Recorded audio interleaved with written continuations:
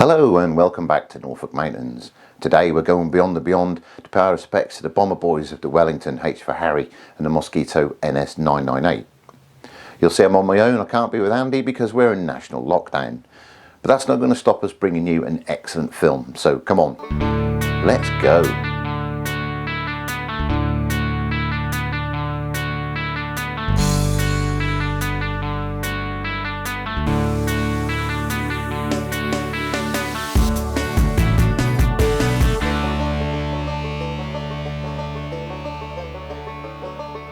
Welcome to Norfolk Mountains on our epic trip to pay our respects to H for Harry. It's the start of our adventure H for Harry, which on a web search it came up, this Wellington bomber crashed on the Wash, which is here. But it's one of these things, it's more than a story to us now because it's like an inspiration, and we do these things because we don't forget, and we have to use these events, some of them tragic, some of them funny, as our milestones as we go on our trip. We are, as you can see, we are just here because it says where we are here. So this is our map for the day. And the last thing we know about H for Harry is it crashed north of the mighty Ongar Hill, which is over there, towering above the seawall in the distance. You can just see the three-storey gunnery tower over this way. So the location we don't know, but that doesn't stop us walking out and having a look. I'll walk up in slow motion.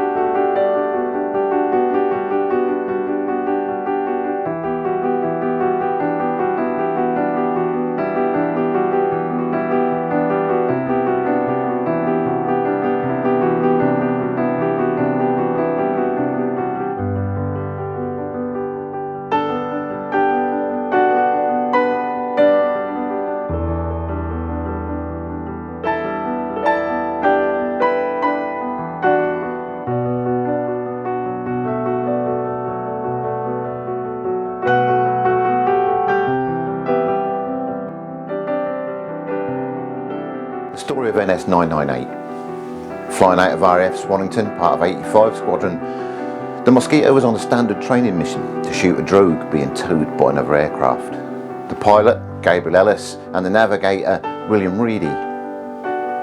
Witnesses on the other aircraft say they came around to line up with the drogue, and as they sharply turned, it stalled, and because of the stall they went into a dive.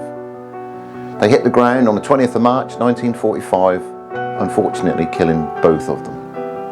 They lay there for 60 years until they were recovered in 2004. More details can be found on our website www.norfolk-mountains.co.uk, and the crew are remembered at the end of this film.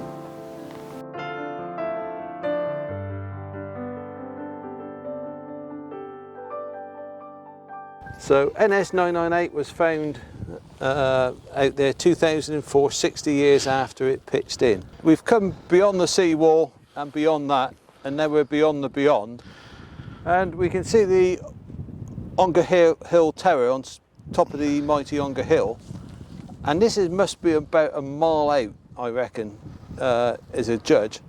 And we now know there's 6-inch guns there, 2 of them, with a range of 4.5 miles.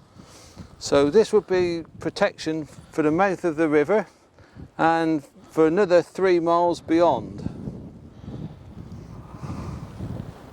This is a hard stop for us, this precipice. It's a dangerous place and we're not going any further. Mind that this part is very dangerous. There are deep pools and creeks, soft mud, and you risk of being cut off by the tide. So it's not without its own perils, so never come up here on your own going out for a jolly, because you're in Norfolk, so you ain't going to get a mobile signal if you think you're in trouble anyway.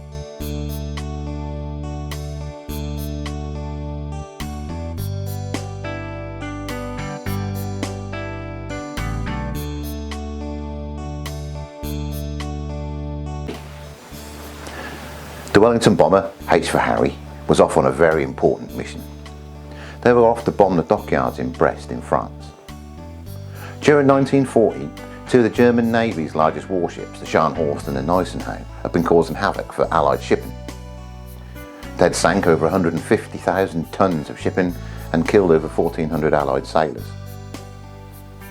On the 28th of March 1941, a reconnaissance photograph showed both these ships in dry dock in France. Bomber and Naval Command wanted to mount raids, but bad weather prevented anything from happening until early April.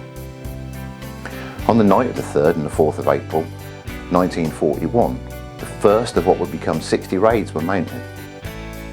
H for Harry and 10 other Wellingtons took off from RAF Marham here in Norfolk to join all the other bombers in the stream headed to France.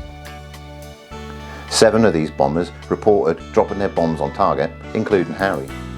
4 of the bombers returned back to base without finding their target. Only 10 bombers would return that night, because shortly after midnight, Harry was attacked by a Ju-88 flown by Heinz Volker as they crossed the Wash. At 25 past midnight, they hit the marsh at Ongar Hill, killing 5 of the crew. The rear gunner survived for a short while, but he either died of his injuries or died of exposure. The full story can be found on our website, www.norfolk-mountains.co.uk. And we remember the crew at the end of this film. You couldn't have got a more bleaker place to crash. This really is like a little bit of marsh on the tip of the North Sea. So even though you felt as if you'd made it home, you weren't quite there. So we thought we'd mark the occasion, and we wouldn't let these guys be forgotten because there's no memorial around here, so we're gonna make our own. So here we go. If I fall in, it's all in a worthy cause. Go the other. Wow, he's jumped. He's jumped. He's only jumped it.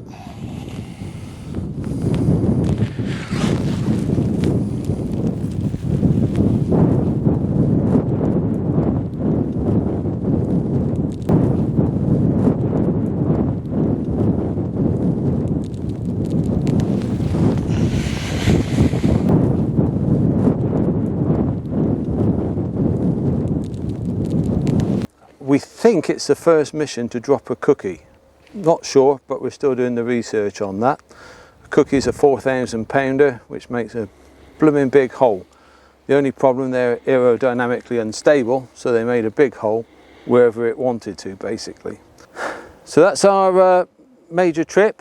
We've been out to beyond the beyond. We've laid our poppies, we've paid our respects, of which we're, of course, deeply thankful to their sacrifice. Don't forget to hit the subscribe button and hit the like button, and you'll get more of the same as we go along.